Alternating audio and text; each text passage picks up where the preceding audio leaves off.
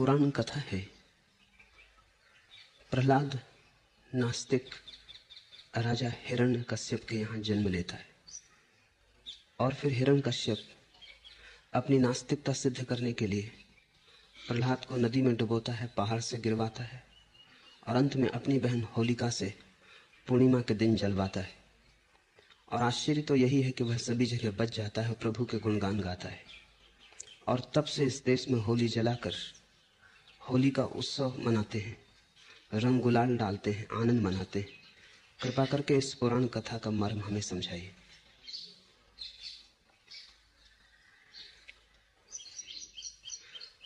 पुराण इतिहास नहीं है,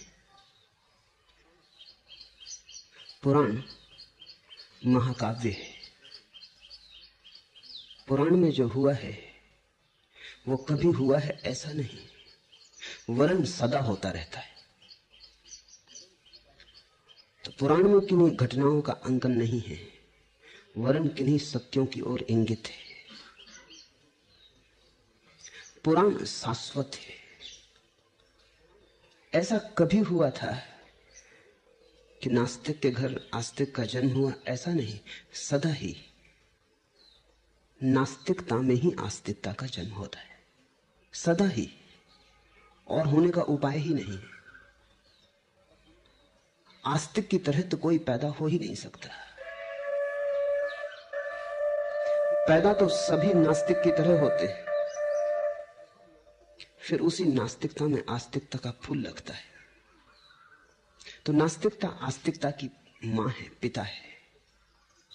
नास्तिकता के गर्भ से ही आस्तिकता का आविर्भाव होता है। हिरण्यकश्यप कभी हुआ या नहीं मुझे प्रयोजन नहीं, व्यर्थ की बातों में मुझे रस नहीं। प्रहलाद कभी हुए या न हुए प्रहलाद जाने, लेकिन इतना मुझे पता है कि पुराण में जिस तरफ इशारा है वो रोज होता है, प्रतिपल होता है। तुम्हारे भीतर हुआ है, तुम्हारे भीतर हो रहा है। और जब भी कभी मनुष्य होगा, कहीं भी मनुष्य होगा, पुराण का सत्य दोहराया जाएगा। पुराण सार निचोड़ है, घटनाएं नहीं, इतिहास नहीं, मनुष्य के जीवन का अंतर्निहित सत्य है। समझो, पहली बात, साधारणता तुम समझते हो कि नास्तिक आस्तिक का विरोधी है, वो गलत है। नास्तिक बेचारा विरोधी होगा कैसे?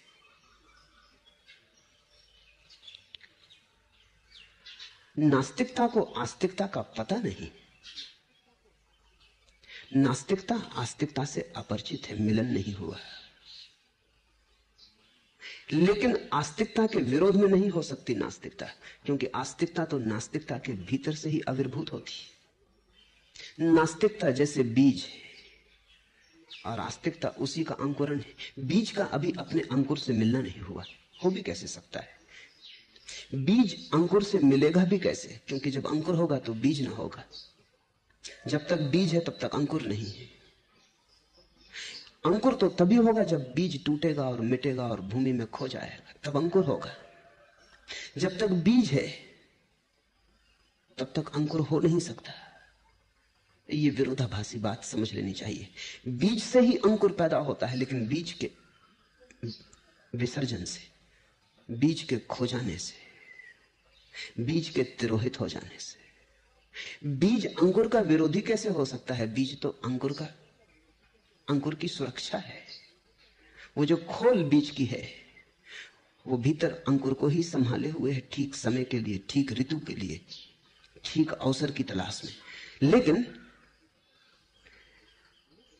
बीज को अंकुर का कुछ पता नहीं, अंकुर का पता हो भी नहीं सकता। और इसी अज्ञान में बीज संघर्ष भी कर सकता है, अपने को बचाने का। डरेगा, टूट ना जाऊं, खो ना जाऊं, मिट ना जाऊं, भयभीत होगा। उसे पता नहीं कि उसी के मृत्यु से महाजीवन का सूत्र उठेगा। उसे पता नहीं उसी की राख से फूल उठने वाले हैं, पता ही नहीं। इसलिए बीज क्षमा योग्य है, उस पर नाराज मत होना, दया योग्य है। बीज बचाने की कोशिश करता है, यह स्वाभाविक है अज्ञान में। हिरण्यकश्यप पिता है, पिता से ही पुत्र आता है। पुत्र पिता में ही छिपा है। पिता बीज है, पुत्र उसी का अंकुर है। हिरण्यकश्यप को भी पता नहीं कि मेरे घर भक्त पैदा होगा। मेरे घर और भक्त सोच भी नहीं सकता। मेरे प्राणों से आस्तिकता जन्मेगी, इसकी कल्पना भी नहीं कर सकता। लेकिन प्रहलाद जन्मा हिरण्यकश्यप से। हिरण्यकश्यप ने अपने को बचाने की चेष्टा शुरू कर दी। घबरा गया होगा, डरा होगा। ये छोटा सा अंकुर था प्रहलाद, इससे डर भी क्या था? फिर ये अपना ही था, इससे भय क्या था? लेकिन जीवन भर की मान्यताएं, जीवन भर की धारणाएं दांव पर लग गई होंगी। हर बाप बेटे से लड़ता है, हर बेटा बाप के खिलाफ बगावत करता है। और ऐसा बाप और बेटे का ही सवाल नहीं है, हर आज कल के खिलाफ बगावत है, बीते कल के खिलाफ बगावत है। वर्तमान अतीत से छुटकारे की चेष्टा है। अतीत पिता है, वर्तमान पुत्र है। बीते कल से तुम्हारा आज पैदा हुआ है, बीता कल जा चुका, फिर भी उसकी पकड़ गहरी, विदा हो चुका, फिर भी तुम्हारी गर्दन पर उसका फांस है। तुम उससे छूटना चाहते हो, अतीत भूल जाए, विस्मृत हो जाए, पर अतीत तुम्हें ग्रसता है, पकड़ता है। वर्तमान अतीत के प्रति विद्रोह है। अतीत से ही आता है वर्तमान, लेकिन अतीत से मुक्त ना हो तो दब जाएगा, मर जाएगा। हर बेटा बाप से पार जाने की कोशिश है। तुम प्रतिपल अपने अतीत से लड़ रहे हो, वो पिता से संघर्ष है। ऐसा समझो, संप्रदाय अतीत है, धर्म वर्तमान है। इसलिए जब भी कोई धार्मिक व्यक्ति पैदा होगा, संप्रदाय से संघर्ष निश्चित होगा ही। संप्रदाय यानी हिरण्यकश्यप, धर्म यानी प्रहलाद। निश्चित ही हिरण्यकश्यप शक्तिशाली, प्रतिष्ठित है, सब ताकत उसके हाथ में। प्रहलाद की सामर्थ्य क्या है? नया नया उगा अंकुर है, कोमल अंकुर है। सारी शक्ति तो अतीत की है, वर्तमान तो अभी अभी आया है, ताजा ताजा है। बल क्या है वर्तमान का? पर मजा यही है कि वर्तमान जीतेगा और अतीत हारेगा, क्योंकि वर्तमान जीवंतता है और अतीत मौत है। हिरण्यकश्यप के पास सब था, फौज फांटे थे, पहाड़ पर्वत थे। वो जो चाहता करता, जो चाहा उसने करने की कोशिश भी की, फिर भी हारता गया। शक्ति नहीं जीतती, जीवन जीतता है। प्रतिष्ठा नहीं जीतती, सत्य जीतता है। संप्रदाय पुराने, जीसस पैदा हुए, यहूदियों का संप्रदाय बहुत पुराना था। सूली लगा दी जीसस को, लेकिन मार के भी मार पाए। इसलिए पुराण की कथा है कि फेंका प्रहलाद को पहाड़ से, डुबाया नदी में, नहीं डुबा पाए, नहीं मार पाए, जलाया आग में, नहीं जला पाए। इससे तुम ये मत समझ लेना कि किसी को तुम आग में जलाओगे तो वो न जलेगा, नहीं, बड़ा प्रतीक है। जीसस को मारा, मर गए, लेकिन मर पाए, मार के भी तुम मार पाए। इसलिए मैं कहता हूं पुराण तथ्य नहीं है, सत्य है। तुम अगर यह सिद्ध करने निकल जाओ कि आग जला ना पाई प्रहलाद को, तो तुम गलती में पड़ जाओगे, तो तुम भूल में पड़ जाओगे, तो तुम्हारी दृष्टि भ्रांत हो जाएगी। तुम अगर ये समझो कि पहाड़ से फेंका और चोट न खाई, तो तुम गलती में पड़ जाओगे। नहीं, बात गहरी है, इससे कहीं बहुत गहरी। ये कोई ऊपर की चोटों की बात नहीं है, क्योंकि हम जानते हैं जीसस को सूली लगी, जीसस मर गए। सुकरात को जहर दिया, सुकरात मर गए। मंसूर को काटा, मंसूर मर गया, लेकिन मरा सच में या प्रतीत हुआ कि मर गए। जीसस अब भी जिंदा है, मारने वाले मर गए। सुकरात अभी भी जिंदा है, जहर पिलाने वालों का कोई पता नहीं। सुकरात ने कहा था जिन्होंने उसे जहर दिया कि ध्यान रखो, तुम मुझे मार के भी ना मार पाओगे, और तुम्हारे नाम की अगर कोई याद रहेगी तो सिर्फ मेरे साथ, कि तुमने मुझे जहर दिया था। तुम जियोगे भी तो मेरे नाम के साथ। निश्चित ही आज सुकरात के मारने वालों का अगर कहीं कोई नाम है तो बस इतना ही कि सुकरात को उन्होंने मारा था। थोड़ा सोचो, हिरण्यकश्यप का नाम होता है प्रहलाद के बिना, प्रहलाद के कारण। अन्यथा कितने हिरण्यकश्यप होते हैं, होते रहते हैं। आज हम जानते हैं किसकी आज्ञा से जीसस को सूली लगी थी। उस वाइसराय का नाम याद है। हजारों वाइसराय होते रहे हैं दुनिया में, सबके नाम खो गए, लेकिन पायलट का नाम याद है। बस इतना ही नाम है कि उसका नाम था। जीसस को सूली दी थी, जीसस के साथ अमर हो गया। जीसस को हम मार के भी मार ना पाए, इतना ही अर्थ है। जीवन को मिटा के भी तुम मिटा नहीं सकते, सत्य को तुम छिपा के भी छिपा नहीं सकते, दबा के भी दबा नहीं सकते। उभरेगा, हजार हजार रूपों में उभरेगा, हजार हजार गुना बलशाली होकर उभरेगा। लेकिन सदा ये भ्रांति होती है कि ताकत किन के हाथ में? ताकत तो अतीत के हाथ में होती है, समाज के हाथ में होती है, संप्रदाय के हाथ में होती है, राज्य के हाथ में होती है। जब कोई धार्मिक व्यक्ति पैदा होता है तो कोमल कोमल सा होता है, लगता है जरा सा धक्का दे देंगे मिट जाएगा, लेकिन आखिर में वही जीतता है। उस कोमल सी कोमल की चोट से महासाम्राज्य गिर जाते। क्या बल है निर्बल का, निर्बल के बलराम। कुछ एक शक्ति है जो व्यक्ति की नहीं है, परमात्मा की। वही तो भक्त का अर्थ है। भक्त का अर्थ है जिसने कहा मैं नहीं हूं, तू है। भक्त ने कहा अब जले तो तू जलेगा, मरे तो तू मरेगा, हारे तो तू हारेगा, जीते तो तू जीतेगा, हम बीच से हटे जाते।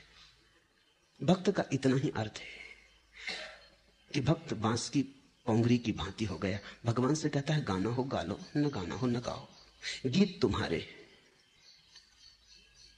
मैं सिर्फ बांस की पोंगरी।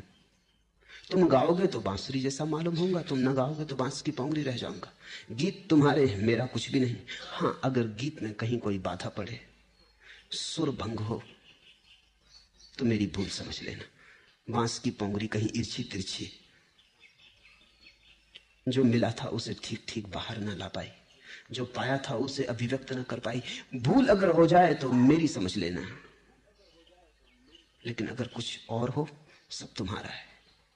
भक्त का इतना ही अर्थ है। नास्तिकता में ही आस्तिक पैदा होगा। तुम सभी नास्तिक हो। हिरण्यकश्यप बाहर नहीं, ना ही प्रहलाद बाहर है। हिरण्यकश्यप और प्रहलाद दो नहीं है, प्रत्येक व्यक्ति के भीतर घटने वाली दो घटनाएं। जब तक तुम्हारे मन में संदेह हिरण्यकश्यप हो, तब तक तुम्हारे भीतर उठते श्रद्धा के अंकुरों को तुम पहाड़ों से गिराओगे, पत्थरों से दबाओगे, पानी में डुबाओगे, आग में जलाओगे, लेकिन तुम जला ना पाओगे। उनको जलाने की कोशिश में तुम्हारे ही हाथ जल जाएंगे। कितनी बार नहीं तुम्हारे मन में श्रद्धा का भाव उठता है, संदेह झपट के पकड़ लेता है। कितनी बार नहीं तुम किनारे किनारे आ जाते हो छलांग लगाने की, संदेह पैर में जंजीर बनकर रोक लेता है। क्या कर रहे हो? कुछ घर द्वार की सोचो, कुछ परिवार की सोचो, कुछ धन प्रतिष्ठा पद की सोचो, कुछ संसार की सोचो। क्या कर रहे हो? पैर रुक जाते, सोचते हो कल कर लेंगे, इतनी जल्दी क्या है? क्रांति कितनी बार तुम्हारे भीतर नहीं उन्मेष लेती है, कितनी बार नहीं तुम्हारे भीतर क्रांति का झंझावात आता है और तुम बार बार संदेह का साथ पकड़ कर रुक जाते हो। ये तुम अपने भीतर खोजो। ये कथा कुछ पुराण में खोजने की नहीं है, ये तुम्हारे प्राण में खोजने की। ये पुराण तुम्हारे प्राणों में लिखा हुआ है। मेरे पास लोग आ जाते, वो कहते हैं कि भाव तो उठा है लेकिन बड़े संदेह भी है। मैं उनसे कहता हूं भाव भी है, संदेह भी। अब तुम किसके साथ जाने की सोचते हो? निर्णय तो तुम्हें करना पड़ेगा। क्या तुम सोचते हो उस दिन तुम जाओगे जिस दिन कोई संदेह ना होगा? तब तो तुम कभी जा ही ना सकोगे। संदेह भी है तुम्हारे भीतर, भाव भी है तुम्हारे भीतर, दोनों ही द्वार खुले। संदेह भी है तुम्हारे भीतर, श्रद्धा भी है तुम्हारे भीतर, दोनों ही द्वार खुले।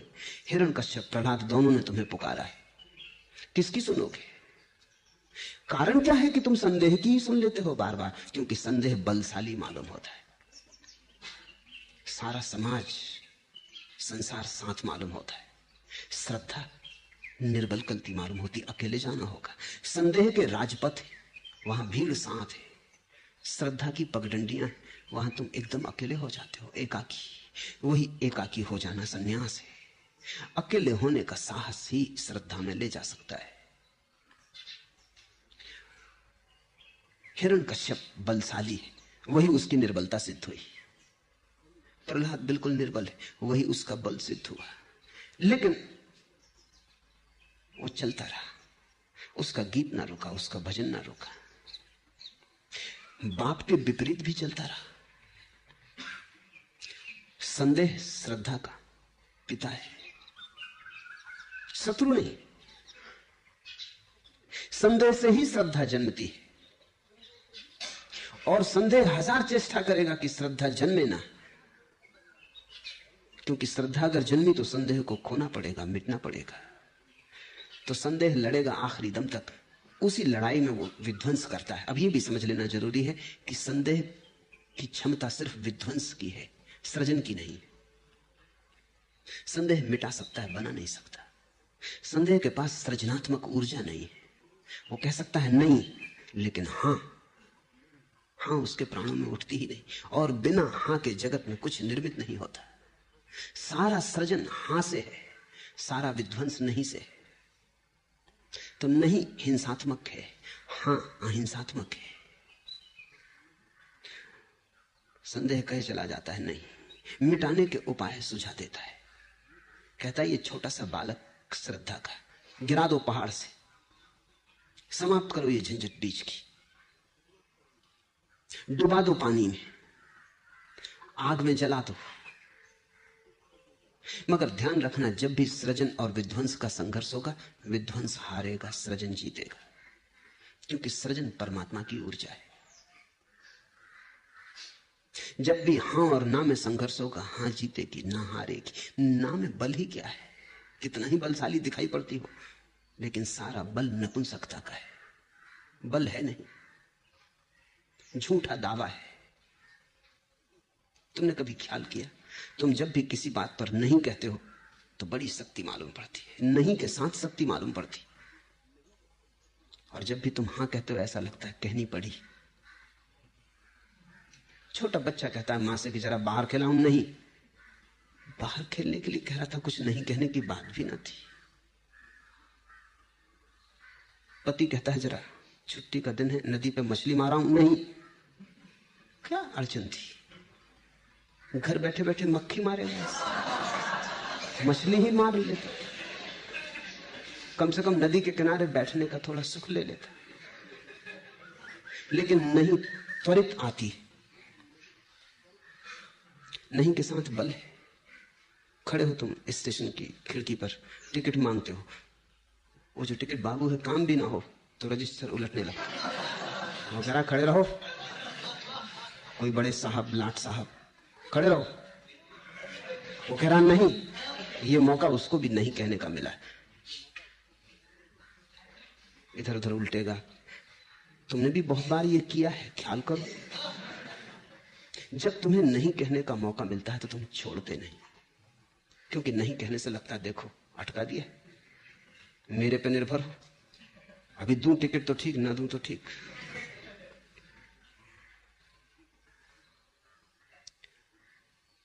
नहीं के साथ एक नपुंसक बल की प्रतीति होती जो कि झूठा है, वो असली बल नहीं है। अब इसे तुम ख्याल करो, अगर तुम असली बलशाली हो तो तुम नहीं कहने से बल इकट्ठा करोगे।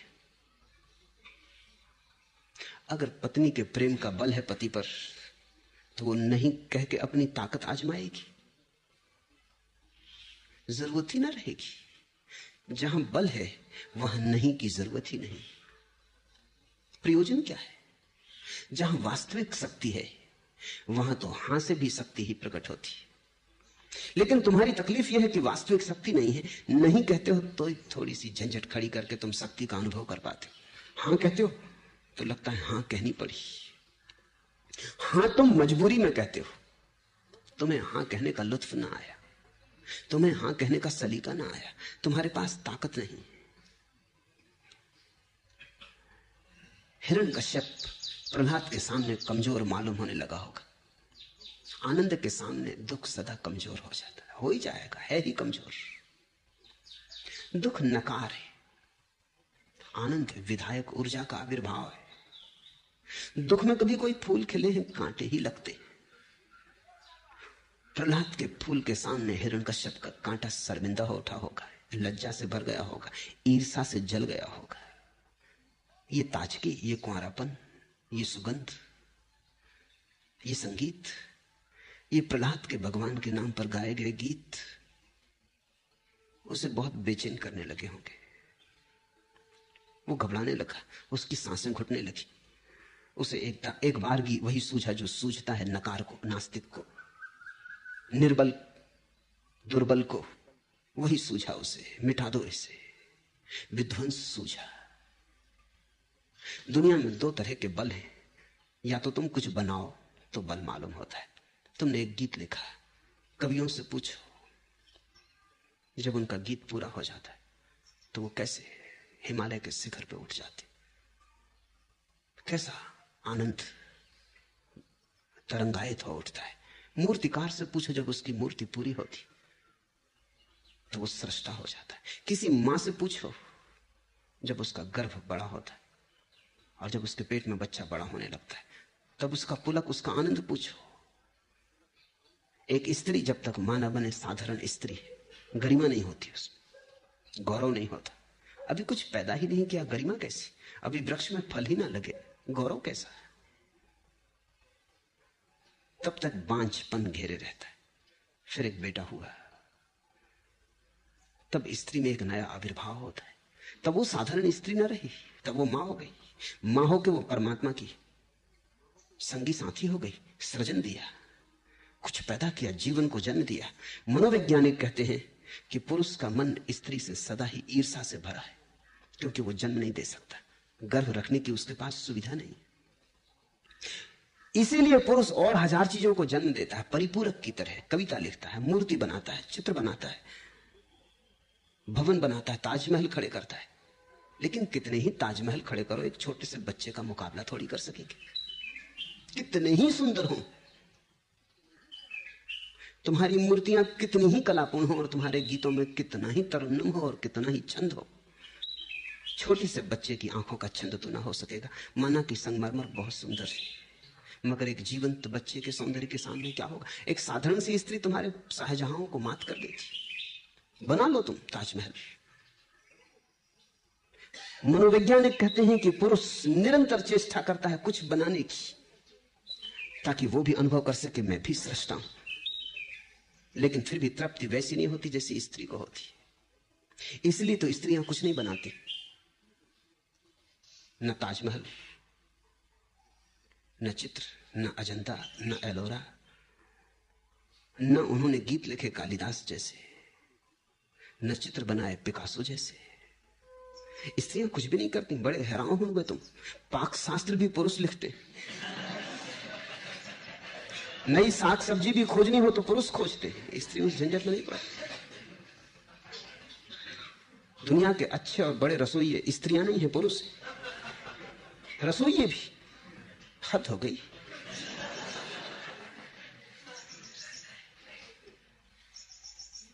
घर की साज सज्जा करनी हो, इंटीरियर डेकोरेशन करना हो, फर्नीचर जमाना हो, तो भी पुरुष विशेषज्ञ। स्त्री कुछ बनाती नहीं, बनाने की जरूरत अनुभव नहीं करती। मां होने में इतनी तृप्ति है, भर जाती, सफल हो जाती, फलवती हो जाती, यानी सफल हो जाती। ध्यान रखना, दो उपाय हैं शक्ति अनुभव करने के, या तो सृजन या विध्वंस। अगर तुम सृजन के द्वारा शक्ति अनुभव न कर सके तो फिर विध्वंस के द्वारा शक्ति अनुभव करोगे। हिटलर, मुसोलिनी, नेपोलियन और सिकंदर ये विध्वंस के द्वारा शक्ति अनुभव करते। बुद्ध, सुकरात, जीसस सृजन के द्वारा शक्ति अनुभव करते। शायद तुम्हें पता ना हो, हिटलर मूलतः चित्रकार होना चाहता था। उसने आर्ट अकेडमी में अर्जी भी दी थी, लेकिन स्वीकार न हुई।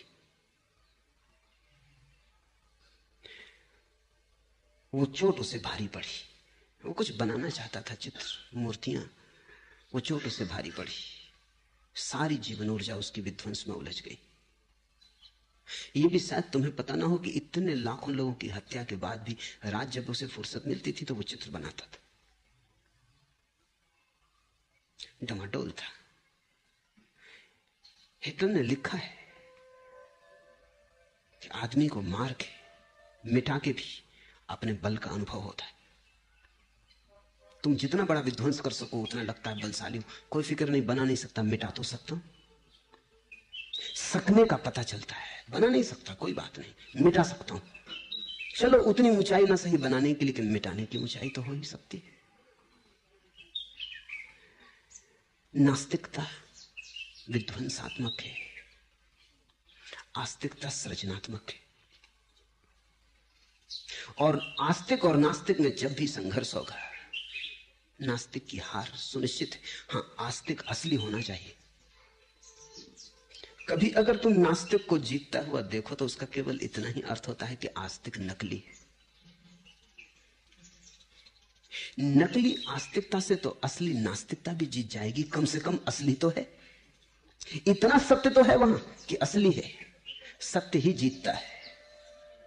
तो अगर कभी तुम पाओ कि नास्तिकता जीत रही तो उसका एक ही अर्थ होता है कि नास्तिकता प्रामाणिक होगी।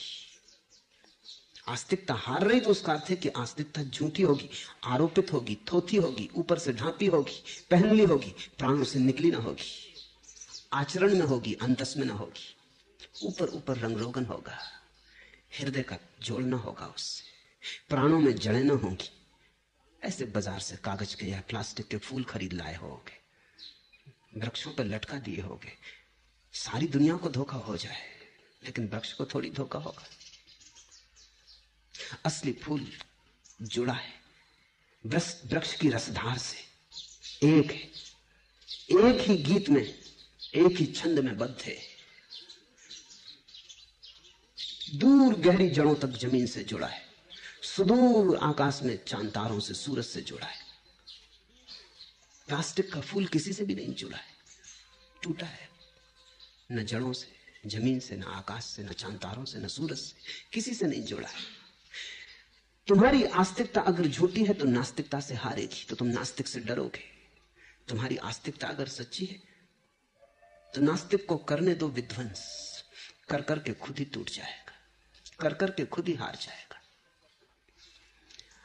प्रहलाद अपने गीत गाया चला गया, अपना गुनगुन उसने जारी रखी, अपने भजन में उसने व्यतिरोध न आने दिया। पहाड़ से फेंका, पानी में डुबाया, आग में जलाया, लेकिन उसकी आस्तिकता पे आंच ना आई। उसके आस्तिक प्राणों में पिता के प्रति दुर्भाव पैदा ना हुआ। वही मृत्यु है आस्तिक की। जिस क्षण तुम्हारे मन में दुर्भाव आ जाए उसी क्षण आस्तिक मर गया। जीसस को सूली लगी, अंतिम क्षण में उन्होंने कहा, हे परमात्मा, इन सभी को माफ कर देना, क्योंकि ये जानते नहीं क्या कर रहे हैं, ये ना समझ। कहीं ऐसा ना हो कि तू इनको दंड दे दे। ये दया के योग हैं, दंड के योग नहीं। शरीर मर गया, जीसस को मारना मुश्किल है। इस आस्तिकता को कैसे मारोगे? किस सूली पर लटकाओगे? किस आग में जलाओगे? ना प्रहलाद अपना गीत गाए चला गया।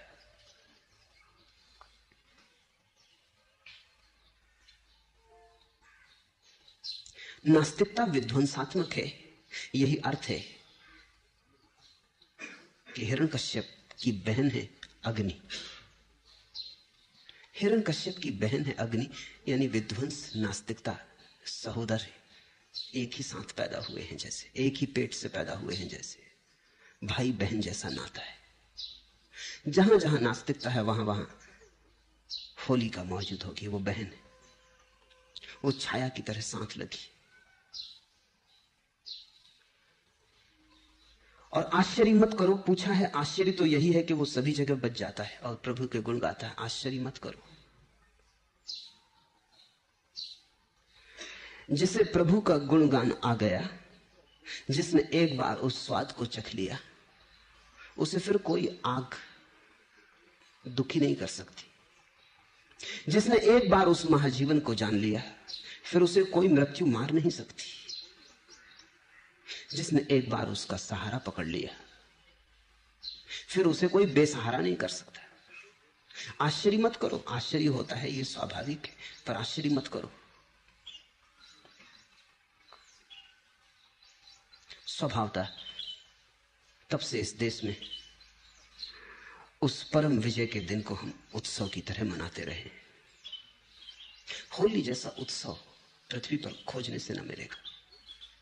रंग गुलाल है, आनंद उत्सव है,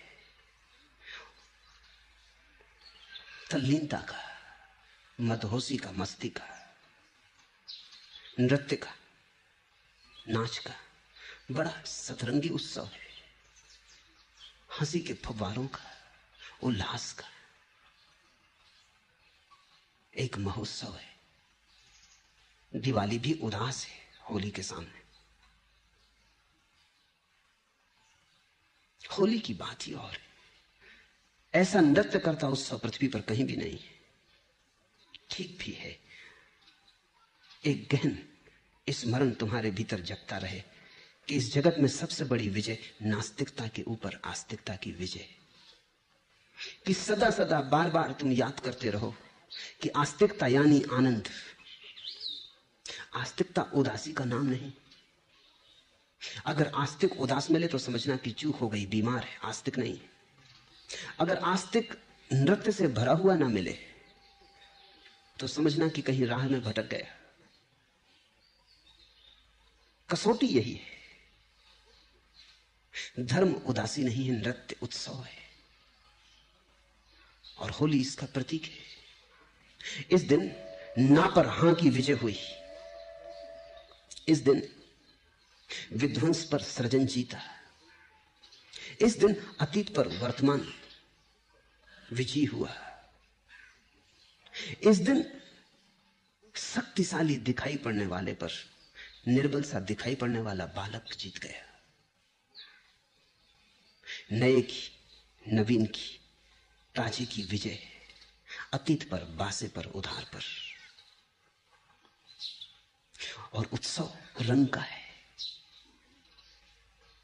उत्सव मस्ती का है, उत्सव गीतों का है।